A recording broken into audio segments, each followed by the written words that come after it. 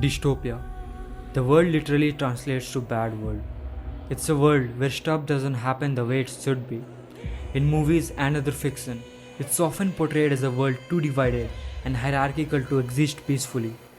People living in such a world have to go through great suffering and injustice. That's so unbearable that dystopian worlds are often categorized as a genre of world ending story. While it's indeed normal to think that our world isn't going towards such a scenario, but in reality, is that a truth? Today we are going to dive into the depth of the matter and seek the answer to the question: are the wheels for a dystopian future already in motion? The concept of dystopia has been around for ages. At many points in history, there has been a converge of power, influence, and money, too significant to not cause a dystopian situation. For a situation like that to happen, the foremost and the most basic requirement is severe inequality. While it's understandable and debatable that inequality is a necessity for a society to work, but having too much inequality can be fatal. Severe inequality, especially between the top and the bottom of the pyramid, is what makes the section inhabitants too different to be considered even on the same scale. In a study published by Exam in 2016, the top 1% rich are more wealthy financially than the rest 99% of the world. The study projected the 1 versus 99% balance to break by the year 2017. With COVID, where the rich got richer and the poor got poorer, this data is going to be even more segregated than before. In India, a study by the same organization Exam in 2020 showed that the top 1% hold 4 times the combined wealth of the bottom 70%. Again, that's 2 years back, and the numbers are much worse now for the common public. But even with all these stats showing that our world is headed more towards becoming a modern dystopia, with seemingly no stop till now. Is the game over? The answer is no. With various tools in today's time empowering the public, the most important ones being education and internet, the chances for them to rise up has gone up tremendously with the opportunities and the facilities provided to them. People study, innovate, spread ideas and inventions, work together, become lawyers, and start businesses. Startups which sometimes become unicorns then rise higher enough to challenge big corporate houses for their position. This shows and reinforces the line, with enough effort, anyone can rise. Which means there is no possibility of a dystopian situation apart from one based on merit, which isn't that bad of a situation since you can change your circumstances with effort.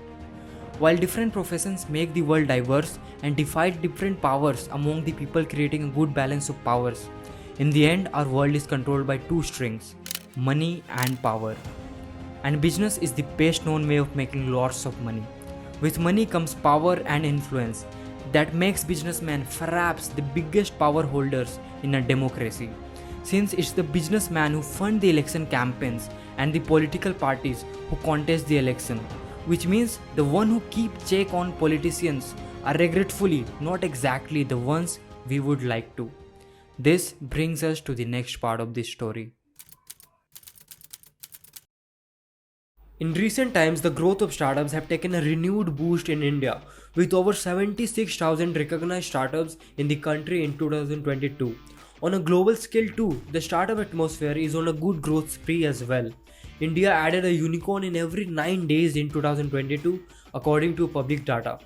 This shows that the talent, policies and investor sentiments are positive towards the startup culture and hence a positive trade for the country and the world.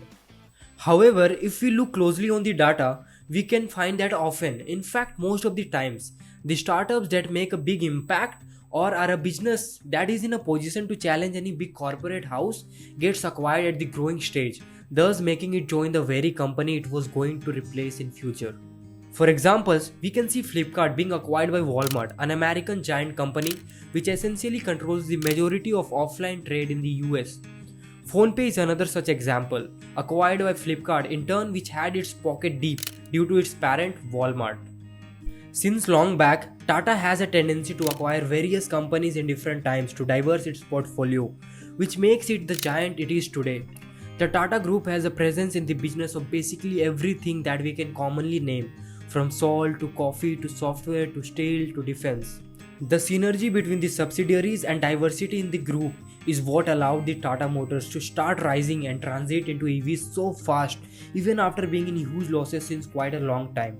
It had basically unlimited pockets and also had the access to cheap goods than its competitors, thanks to its parent organization, also producing various products required like steel, energy, and so on. Recently, with the launch of its super app Tata Neu, it further consolidates its grip and takes another step to own a full ecosystem of market, with being a part of every business there is. The next one on the list is Reliance. Knowing the diversity of innovation and the inability to cope up with it, the oil and petrochemicals to telecommunications giant has chosen a more narrow and focused path in its plans. According to the chairman of Reliance in its AGM last year and the steps taken by the company in recent years, Reliance will focus on three key sectors, namely energy, retail, and tech. The company is already the biggest retailer of the nation and now plans to enter into FMCG section as well. In India, most of the shops that are the bread and butter of a very high percentage of middle class are into the trade of retail. With the trend and the moves by corporates, their livelihood is in severe danger. Reliance is also one of the biggest players in the energy sector in India. It's also among the two foremost players in the country's transition to green energy, which essentially means that in future too, the company is going nowhere from its position in the energy sector. Its recent plans to announce 4 gigafactories is a very positive step for the nation, but it also means that Reliance will be the sole entity responsible for the sector of green energy and its ecosystem of products apart from its rival, a similar sized corporate entity, the Adani Group. With Reliance foray into telecom through Jio, Reliance has also plans to enter into the tech industry. Jio has a whole ecosystem of web services and products already and has also announced plans to dive into the hardware sector. With the pockets and accessibility to cheaper goods similar to the Tata method, its rise is only a matter of time. The example list for today ends with the infamous Adani Group. From the humble beginning of the company in 1988 as a commodity trading company, the ports to power conglomerate now is the leader or among the top players in various fields including ports, infrastructure development, cement, energy, FMCG, data centers, etc. The group has also shown interest in entering the steel industry by buying out a government steel company, just like it entered and became the second largest cement manufacturer in India by buying ACC and Ambuja Cement.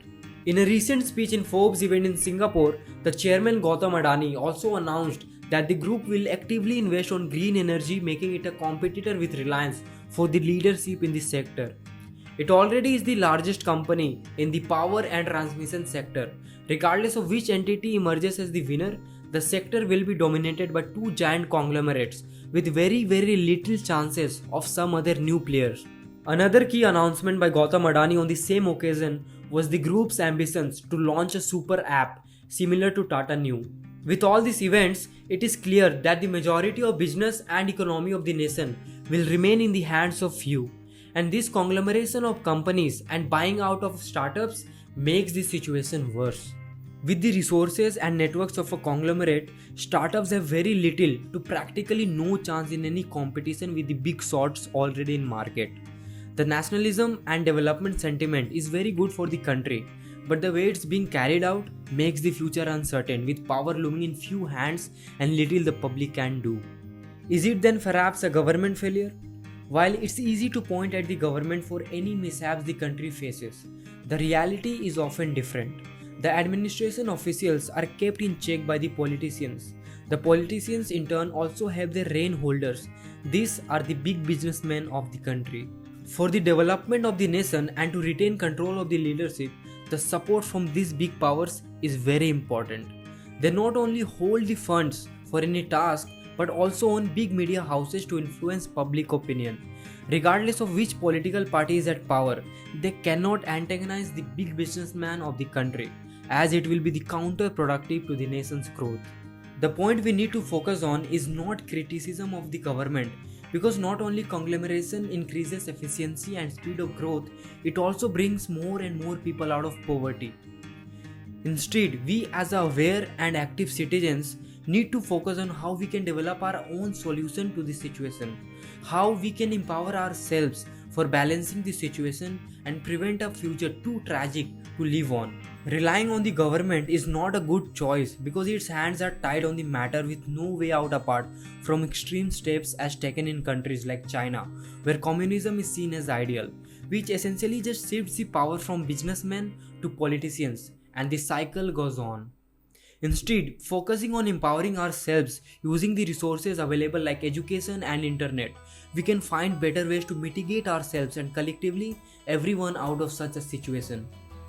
For that, the first thing to do is to educate ourselves, not only on the knowledge available in books, but with the focus on application.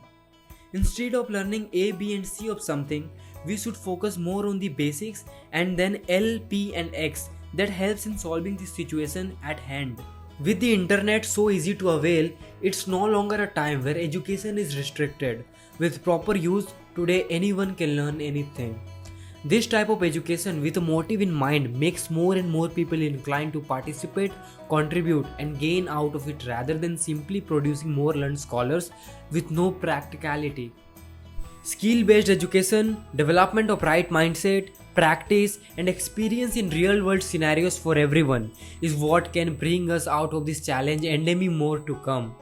Because these three components are enough to make any individual stand anywhere and sail through any situation. As the saying goes, a man alone is enough.